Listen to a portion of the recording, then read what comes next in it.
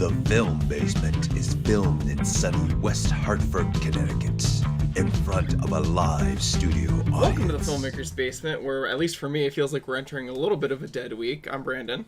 I'm Andrew. And we're going to be talking about some of the movies we saw this week, in addition to playing a little game show later on. And the reason I say that on the top is because I couldn't find a single movie in my theaters that I actually wanted to see. I don't know about you. It doesn't seem like anything new had come out, for me at least.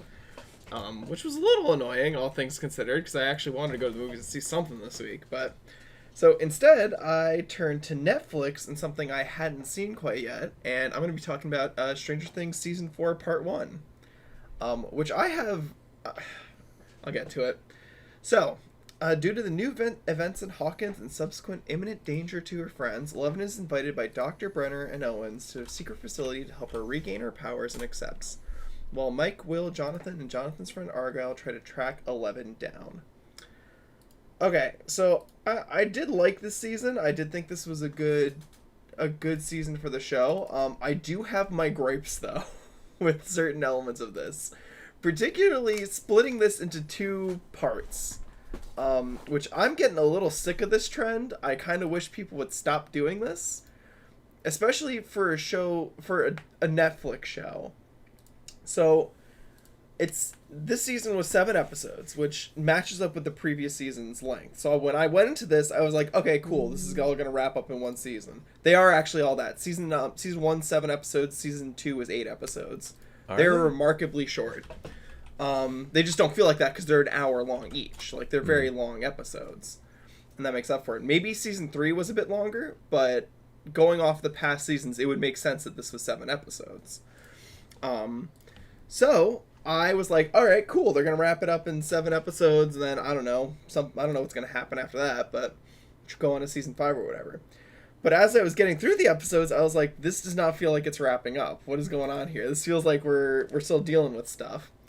Only get to the last episode and think, man, they're really doing something weird here. Like, I don't know why this season feels like it's not ending right here. It should only be 7 episodes, right? And then I get to the end and I'm like, oh, okay, so this is a cliffhanger and there's going to be a part 2. And I would get that, you know what, if it was another season, if it was something like that, that's fine. But it's coming out in July. Like, yeah, that's the annoying thing. It's like, just let me binge the whole season right now. Don't make me wait. This is stupid. So the Season 1 was 8, Season 2 was 9, and Season 3 was 8. Yeah, they're all very short seasons. And this season is 7 episodes with only 2 left for Part 2. Only 2? Okay, no, that's even more egregious. It's 9. I thought it was a full, It's a total of 9 episodes, and the last 2 episodes are going to be the Part 2, which, if what I think is true, and the reason why Episode 7 was so long... Yeah, it was an hour and a half, which was insane. Episodes 8 and 9 are both going to be like an hour and a half. Even still, there's no reason for this. There's absolutely no reason for this. Just let me binge it all at once. Especially because Netflix's whole thing is it's supposed to allow you to binge and watch whatever you want. Okay, you need to go. You cannot be here right now. The whole point of streaming services are supposed to be you can binge your entire season right then and there. And you don't have to wait like TV. And now it's like, what are you doing here, Netflix? Like, I know you've been having a bad year, but come on, man. This is the whole reason why I'm even watching this on the platform. So I was particularly ticked off when that happened. And I'm a little more annoyed now finding out that it's still, even if, there was something wrong with the episodes, they had to do reshoots for some reason or whatever, something went wrong with the editing, I could even understand that. But if it's just no, we're just doing this because we're just doing it for shits and giggles, I hate that. Okay. Moving on to my actual, actual gripes I had with the show itself. There were definitely some inconsistencies, which I noticed more upon, because I decided to rewatch seasons 1 and 2 just because I was curious. There's some definite inconsistencies, which I don't think they're terrible, but it is kind of noticeable upon a rewatch. Particularly reimagining parts of prior seasons, with the biggest example popping out to me at the time being what the Rainbow Room was originally kind of, and like what Eleven's time at the Hawkins lab was like before, you know, the events of Stranger Things season 1. Like they more so made it seem like she was the only like psychic person there, even though, you know, there was that like what's it called? There were other people there, of course, but at the time it seemed like that was in the past, in the long, long ago, and this was like it had been years since there had been anyone else in that lab. But I don't know. I don't know if you watched the 4th season. Mm-hmm. It felt to me like all those events happened like almost right before the first season started. It did. Yeah, which doesn't make any sense. How does she have amnesia from all this? Like, because the season 4, the whole part of this is like 11 kind of remembering all the stuff that happened to her while she was in Hawkins' lab. And so as a result, we're seeing like all like it's like past which she for some reason has forgotten. But then when you really look back on it, you're like, wait a second, this all like just happened to her essentially. It feels like almost a day before the show started, season 1 started. So how has she forgotten all of this? Like, wouldn't say maybe a day. Well, no, that's exaggerated. It was even definitely like a year. It was definitely like within that first year. Yeah, it feels incredibly recent, but it is. It's because, you know, the kids are 10, I think, in the first season, and that's around when they had like aged back Millie Bobby Brown for those scenes. Yeah.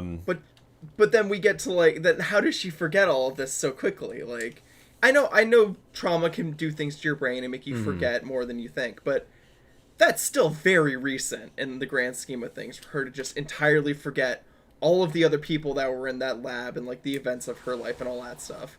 Well, that's pretty much what it was. It was the trauma aspect of it, and see, I would be fine with that if it felt like she was a lot younger. Because we also then have the problem of her powers suddenly took a nosedive right after that. After season 3. Not even that. Before season 1, because she, I don't even want to get spoilers for that, but you know what I'm talking about when I say she seemed like she was a lot stronger, and then all of a sudden that kind of goes away, and she's still strong in season 1, but she's not nearly as strong as she seemed like she was in the past. So I don't know. That felt a little inconsistent. There were other inconsistencies that I noticed. Especially not even an inconsistency, but kind of like a big plot point that like a certain character may have had something happen to them that kind of like, at least for me, made what they did seem a little less what's it called, meaningful. But that one's more so on me. Also another little smaller complaint, and maybe this is just with me, I am getting a little tired of them naming the villains after D&D characters. I don't know if it's the age of the characters or like the names they're choosing, but that is getting a little bit old. Or it's like, we get it, like it's part of the nerd culture. It might also, I don't know.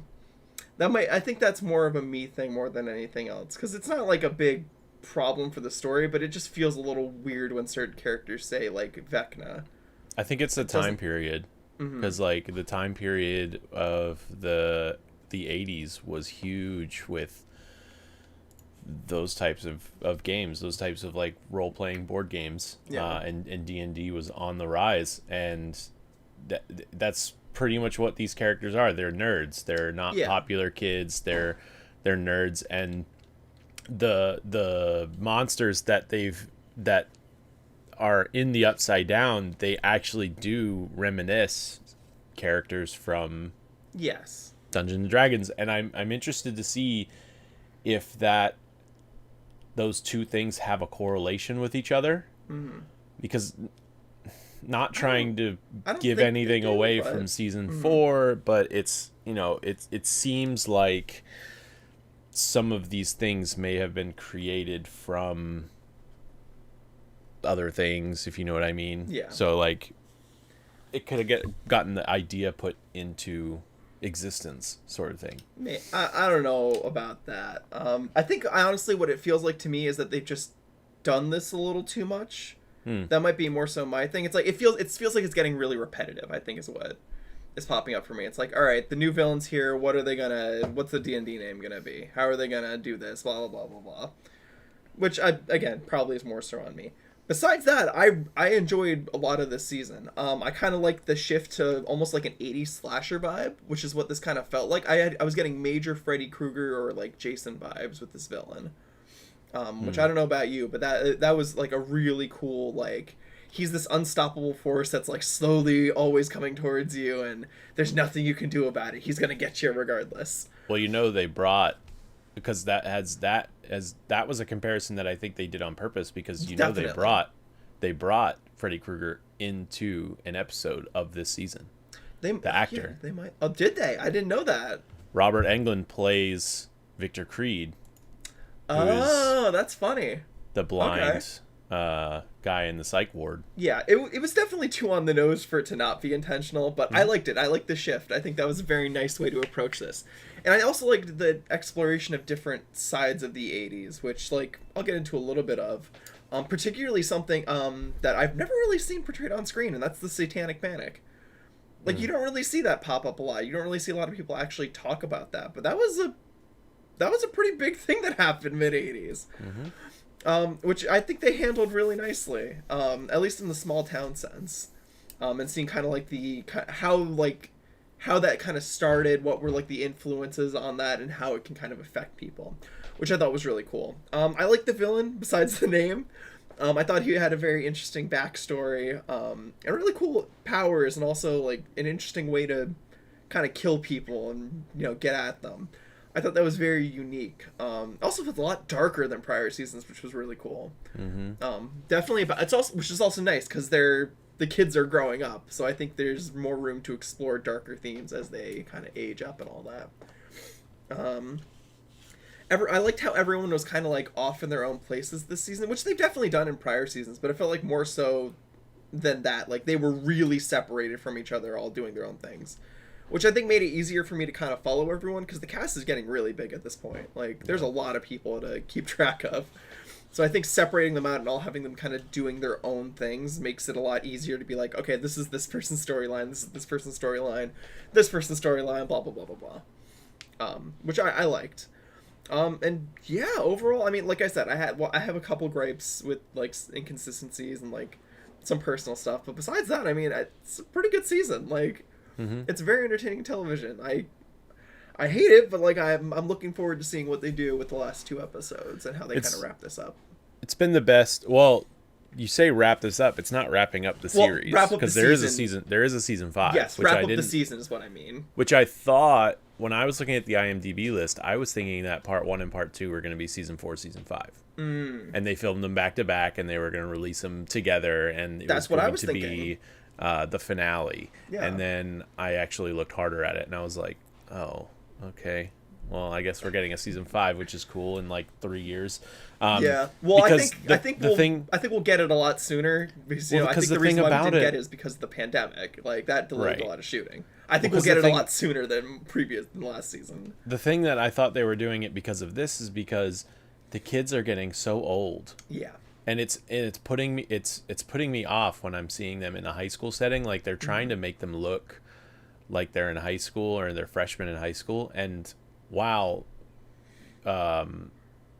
which one? The kid with the no teeth. Dustin, yeah. While Dustin actually kind of looks like he could be that age. A little bit. Will doesn't. Like Will does not. No, he looks like a young Timothy Chalamet at this point, which my brain associates. They have to put him in this goofy ass bowl cut to make him look like he's in high school. Where if you actually look at him in real life, he's like, I mean, he's a good looking dude. Like he's like grown up. Like they're all grown up. Yeah. Millie Bobby Brown just turned 18. Yeah. Which is crazy. But I thought this first season was good. Or this half, rather. Yeah. Or 3/4. I don't know what you want. Whatever it is at this point. 7/9. But I think it's been the best season so far. Yes. And the reason why is because of the 4th episode. The 4th episode is been the best episode. Which one is that? That's the Dear Billy episode. That was good. Max is going around giving letters to all of her family. And she goes to the graveyard, and it's the because I don't want to give anything away, but it's that at the end of that episode with the music overlapping what was going on was on the edge of my seat. Like, I knew it was gonna what was gonna happen, but it was just like on the edge of my seat, tensed like moment, and it was just like, oh my god. They also picked a very good what's the word for it? Theme song for her. Yeah, it really matches who she is as a person, and it works very well in that scene. But yeah, I'd recommend watching it. It's good. If you've watched the prior seasons of Stranger Things, I don't think you'll be disappointed. No. All right, what'd you get into this week, Andrew? Hopefully you found something to watch. Well, yeah, I mean, Jurassic World Dominion came out. Oh, I forgot. So on Thursday night, because I mean I don't know if anyone's noticed on the YouTube page, but we hadn't been posting a lot, and that was because I just had such a stressful like month and a half of school and work and all of that stuff. So I actually posted 4 episodes for the last 4 days, and the last one should go up today, which is Saturday. So this week is chock full of episodes, and next week we'll hopefully get back on schedule. So that means that I can review Jurassic World, because it'll have been out for a week already. And I went and saw it this past Thursday in a double feature with Jurassic Park, which was awesome to see on the big screen for the first time. Now, if I just saw Jurassic World Dominion by itself, I probably would have been like, but seeing Jurassic Park in front of it, I was getting like super excited about dinosaurs and stuff. But this Jurassic World Dominion movie, it has a lot of similarities with naming stuff, like Stranger Things does, because they started naming dinosaurs that I have never heard of before. And like I had to go look them up, like, and find out what these dinosaurs are, because like I guess they don't want to overuse obviously the T-Rex and the Velociraptor and the Brachiosaurus and all that stuff, like ones we've already seen before in the more popular dinosaurs. But yeah, these dinosaurs that they're I don't know if they're coming up with them. I don't know if they're just like trying to find the most obscure carnivore in the world. But yeah, I was just like, what? Okay. And they started making the dinosaurs look historically accurate. So I don't know if you saw the trailer where they had the Velociraptor looking dinosaur that was like all covered in feathers. Okay. So that was kind of interesting. But this movie, and I should have pulled this up before, is 4 years after the destruction of Isla Nublar, dinosaurs now live and hunt alongside humans all over the world. The fragile balance will reshape the future and determine once and for all whether humans beings are to remain the apex predator on the planet they now share with history's most fearsome creatures in a new era. So, basically, at the end of Jurassic World, I don't remember the second movie name. Couldn't tell you. The second Jurassic World, I don't remember the name of it was. At the end of that movie, dinosaurs have escaped, like Isla Nublar, and are now roaming, like, the world. And apparently they're reproducing now. Like, the you see the baby dino, the baby Velociraptor, that's Blue's baby in the trailer, which is the main Velociraptor from this series. They've basically made her Mary Magdalene, or not Mary Magdalene, Mary and Joseph. It's a Jesus baby. Like they said, because of Blue's DNA, she can immaculately reproduce by herself. Okay. Which I don't understand the science of at all. I don't know if they understand the science of. I don't think so either. And they basically said that it was so weird. I mean, it was cool. All the action sequences were cool. Like, you basically saw all the same action sequences you saw from the trailer. There was like really nothing else in the movie other than what was in the trailer. So a lot of it was kind of spoiled, I guess. Well, it sounds like you're not very high on it overall. No, I mean, I wasn't very high on Jurassic World to begin with, like the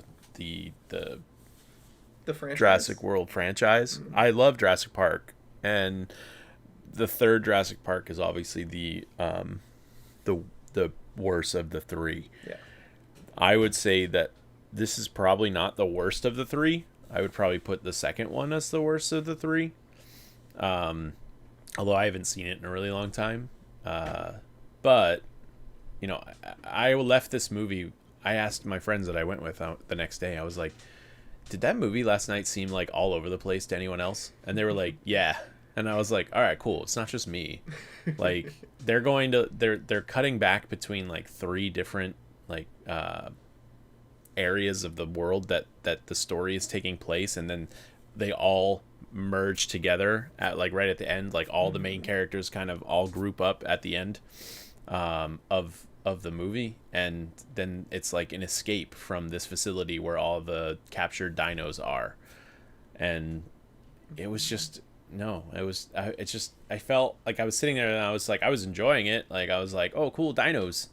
But like the film like watcher in me, like the critic in me, I guess, was like, no, this is not that great. Like, I wish this was a lot better than it actually was, because like you could pretty much pick up anything from the story, from the trailer, which was a little upsetting.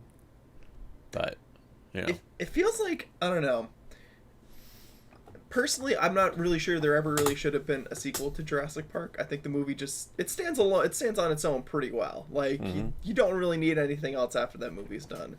But even with that, like even if you were to do a sequel, it doesn't seem like anyone really knows what a sequel for Jurassic Park is supposed to look like. You don't really need a sequel for Jurassic World. I'll give them that. Like I'll give them Jurassic World, the first one. But having them do a sequel to Jurassic World where they went back to Isla Nublar because they were trying to save the dinosaurs from becoming extinct because the volcano was erupting. And then, oh, wouldn't you know it, the guys who are on the boat with you are turning on you and they're going to go sell the dinosaurs on the black market. Who would have guessed that? And then that whole storyline. And then with the Indominaptor, that was weird. And then this one, it was just like, you didn't really need the sequel. I mean, you needed the sequel from the second movie to finish up this one. But if you didn't have the sequel to the first Jurassic World, then that would have been fine. It would have been a good story wrap up, which the dinosaurs have escaped again from Jurassic World, and they are all over Isla Nublar, and they've taken over the island, and the island can't be like inhabited by people anymore. Which is fine, because that's basically what the first movie was. I mean, I think that's part of why I'm saying like there's like, but if there was something more creative to do with it, like maybe, or if they even had like a vision, like maybe then a sequel. But like it doesn't seem like they have any of those things. No, and because this is the thing that I talked about last week when I talked about Top Gun. I was saying that sequels of movies that are coming out, that they are trying to like revive the franchise, they don't do them well.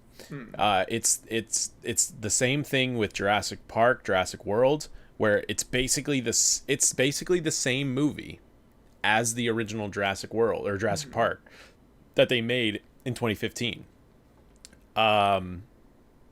The seventh Star Wars movie, not Rise. Was it? Oh God, I don't even remember. The Force Awakens. Force Awakens, thank you. The Force Awakens is basically a rehash of A New Hope, where a new empire has risen and they have to go and destroy a planet-killing planet, or like small moon or whatever. It's the same movie as it was years ago. And Top Gun, they did the same thing. It's not, but that's not really the same movie, because they did a whole new thing where they have, there is a mission that you have to train these pilots for. Whereas it's not like a complete rehash. You're just bringing in the old character to teach the new characters and have them go on a mission. And it was a different mission than it was in the original Top Gun. So I guess Top Gun did it better than any other franchise has. But yeah, I don't know. I don't know. I think people have been talking about remaking like A New Hope and like the original Star Wars trilogy, and I'm like, why would you ever think about doing that? Do that? Like those movies they're not perfect. They have their flaws, but like they're nostalgia pieces. Like they are an amazing product of their time. Why would you ever like? I'm not even a big fan of like the remasters that George Lucas does. Like, there's no point in that. The movies are awesome on their own. They don't need anything else. They're hokey and they're like. What's the word for it? They're like 60s Batman. What is that called? They're campy. But like, that's the fun of them. That's what's awesome about them. Jurassic World Dominion has an 80% audience score. Not terrible for the audience score. That's incredibly good for an audience score. It has a 31 tomato meter. Oh, wait, audience score. That's why. That's pretty normal for audience score. Okay, that makes more sense. Top Gun's still sitting at a 97. For tomato meter. Good for them, honestly. A little surprised by that. I guess I'm a little surprised with the Top Gun success in general, but hey, if they make it work, they make it work. That's all that matters. Okay, well, I guess back onto the topic of pilots. Why don't we dive into everyone's favorite game show, Pilot Wings?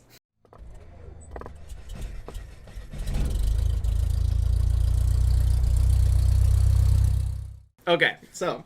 Andrew's played this game a million times, but for those who haven't, Pilot Wings is a game show where I pitch Andrew 3 show log lines. These were pilots that have been allegedly made, or at least were pitched to big studios. The catch is, one of them is fake. I made it up. And it's up to Andrew to figure out which one is the fake one. So, let's get this started off. Number 1. A multi-camera hybrid family comedy about 2 recently divorced sisters who decide to move in together and raise their kids under one roof. The oldest and only kid and only son is left to figure out what manhood means in a world that he's now completely surrounded by females. 2. A coming-of-age story that follows Henry Wilson, a teen who never really fit in, when he accidentally finds out he's adopted. Much to his parents' dismay, Henry embarks on an impromptu road trip to find his real parents and repair this hole in his soul. However, he'll soon find out that the people he meets along his journey may have all the answers he's looking for. And 3.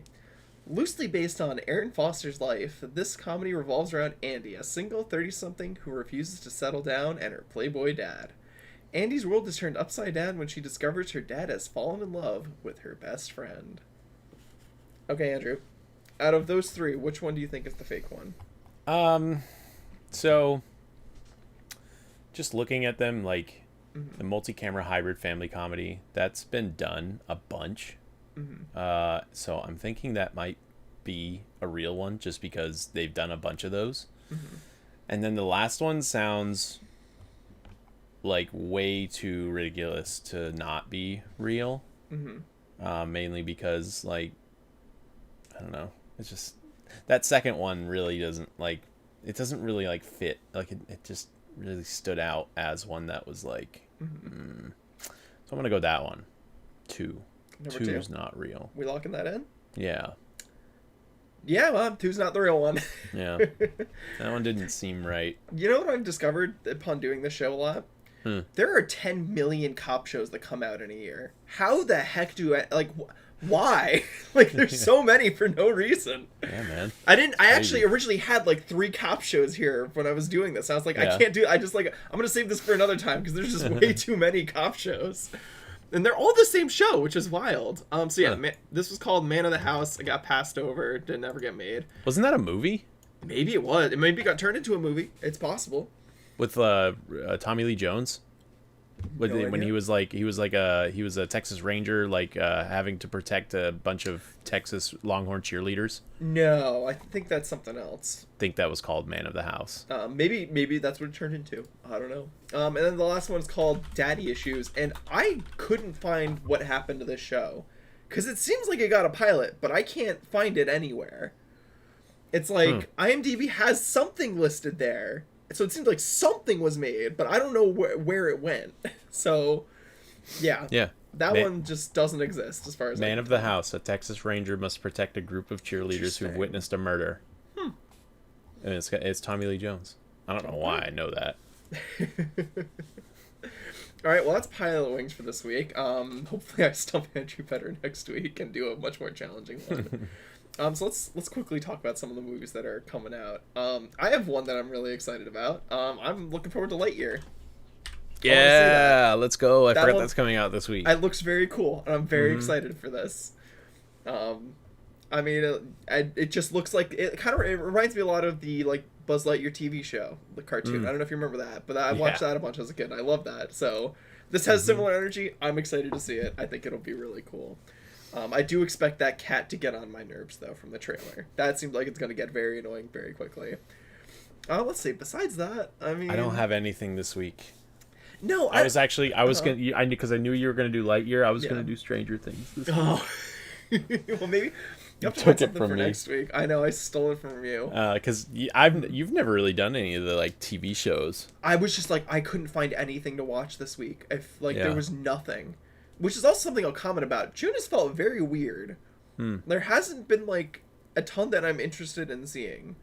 Which is unusual because I felt like there was a ton I was interested in seeing in April and May. Like there was just a lot of stuff coming out, and we're in that summer blockbuster season, so I'm really curious as to like what's going on here. Well, speaking of like, because there's no movies that are coming out like this week really that I'm gonna see. I mean, next week I might go see The Black Phone, which is that Ethan Hawke. Because again, I can't not handle that. That is too much. The other thing I wanted to talk about, because since there's not really movies coming out, is they actually released a few trailers this week. Oh. Okay. I don't know if you've seen them, but they released one for Black Adam. Oh yeah, The Rock show. Which is The Rock DC movie, and they released one for Nope. Is there a new trailer for Nope? Because I've seen the other trailer a bunch. I think it's a new one. It was in front of Jurassic World Dominion. Is it the one where they have the monologue at the beginning about the first black person to ever get filmed, and then we come from that heritage? I don't think so. Oh, so it was a new trailer then. I think it was. It shows a lot of like weird stuff going on. So like, I'm so excited for this movie. Yeah, it looks so cool. It's weird. It looks so weird. Like, yeah, because obviously if you can watch the trailer. Yeah, it's about aliens. It's about aliens, which is such a cool topic for him to touch on. Right. So, and then the other thing, and I will also say we get some depictions of the aliens in the trailer, and I love their design. Like, it's terrifying. I didn't see any of the. I just saw the ship. In the first trailer, it's very brief, but you do see them, and they are like partially faceless, but like with weird mouths. It's cool. I'm about it. And then last week we got when I went and saw, what was the big movie I saw last week? Top Gun. Yeah. We got an Avatar trailer. For Avatar 2. I forgot that happened. It's still happening. Just what does it look like? I mean, what does it look like? It's gonna be happening. I don't really know. I guess that's good. That trailer had 30 seconds of dialogue, and it was a 2.5 minute trailer. 2 full minutes was just visuals and all of the stuff that Avatar was like built on. Yeah, that's all it was really about back in 2008. Like, it was just like pushing the envelope for special effects. And I mean, that's also a sign of a good trailer. I mean, there's not really much revealed, so like there's something to look forward to, but what are they gonna do? Got me. I could not tell you. Okay. Well, why don't we close out for this week? Andrew, do you have anything you would like to plug? Yeah. Sports podcast is coming back, and we've changed the name. So look out for the Fourth and Goal podcast coming back. It's pretty good. Me and Rich. It's going to be football centric because that's all we really talk about anyway. So that's why we changed the name. And I thought you meant soccer football for a second. I've been watching too much Ted Lasso. So yeah, I'm hoping to do something tomorrow, and then we'll put it up this week. Excellent. So. I don't have anything to plug this week. So thank you for watching The Filmmaker's Basement. I'm Brandon. I'm Andrew. And it's been a pleasure. See y'all around.